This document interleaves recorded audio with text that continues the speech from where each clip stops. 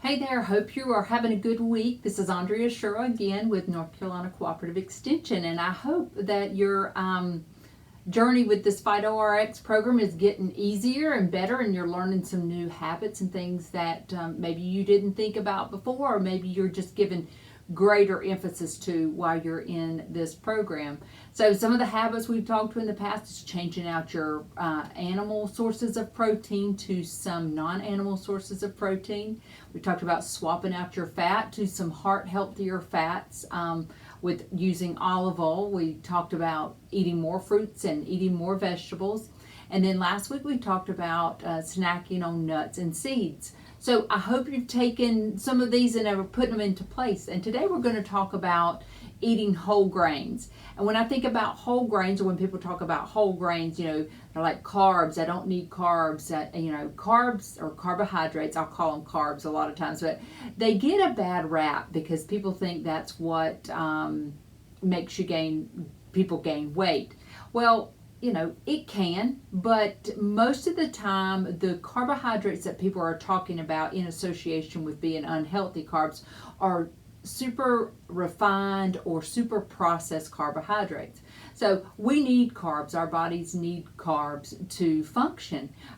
Carbohydrates are the fuel that our brain needs in the greatest amount. Now, the types of carbohydrates is what is important. And that's what we're going to talk about today is whole grains or less processed forms of carbohydrate. And so we're going to show you a continuum. We've talked about some continuums in the past with a spectrum of super whole grain down this end and super refined carbohydrate on the other end. So on this end of the spectrum, you've got things such as fruits and vegetables, and you've got some fruits and vegetables and some lentils and beans and things like that on this end. On the other end is super refined, like things such as crackers, Pop-Tarts, cakes, cookies, soft drinks, those types of carbohydrates. So we're wanting to stay more towards this end. And some whole grains that people, maybe don't think about are brown rice. So brown rice has got the whole, when you think of a grain, it's got like the bran that goes on the outside of the grain, and then the endosperm, and then on the inside is the germ. So some of these grains that are ultra processed, a lot of that outer layer of the grain has been removed. So going back to that brown rice and white rice, okay, I get a lot of questions about those. Nutritionally, there's not a whole lot of difference. The brown rice does have a little bit more fiber. But what's more important between if you do a white rice or a brown rice? If I had to pick one over the other, I would probably say go with the brown rice just for the added fiber that's in the brown rice. But more so than which one you choose is the serving size. 1/3 of a cup cooked is a serving of that rice. So 1/3 of a cup doesn't sound like a whole lot. That's why you got to take those vegetables and come alongside of it and make that meal a more filling meal. But brown rice is a whole grain. Couscous, whole wheat couscous, and I've got some things written down. Whole wheat pasta, and I don't know if any of y'all have tried quinoa, but quinoa is a whole grain. It also is a very good source of protein. So, when you're looking at ingredients on a label, shorter ingredient lists tend to be less processed because there's less things in it. So when I'm looking at, say, a bag of, I'm just going to say oats, which are also a whole grain, I want it to say on there oats.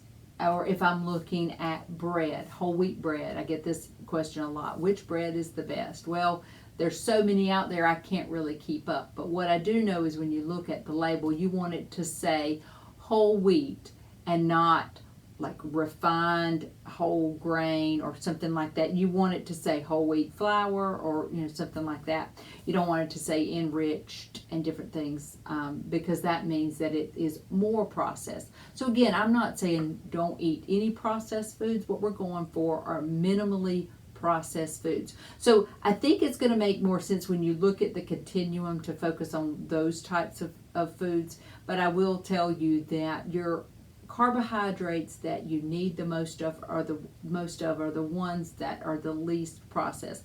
And I am going to give a little caveat for some starchy vegetables: peas, corn, potatoes.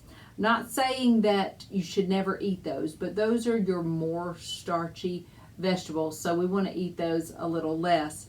But other than those three, most of your vegetables are going to be very a very good addition to your current eating plan. So again, there's no set limit on how many grains you're having per day. It really just depends on what your dietary needs are. But when you're going to look for grains, make sure you're getting whole grains. And there's a way, I'm just going to use oats. You could take some quick cook oats and stir them into your Greek yogurt. You can take whole wheat flour, and say if you're cooking something, instead of using all white flour, you can do half of it with whole wheat flour and maybe half of it with white flour. If you're doing pasta, again, you could do half white pasta, half whole wheat.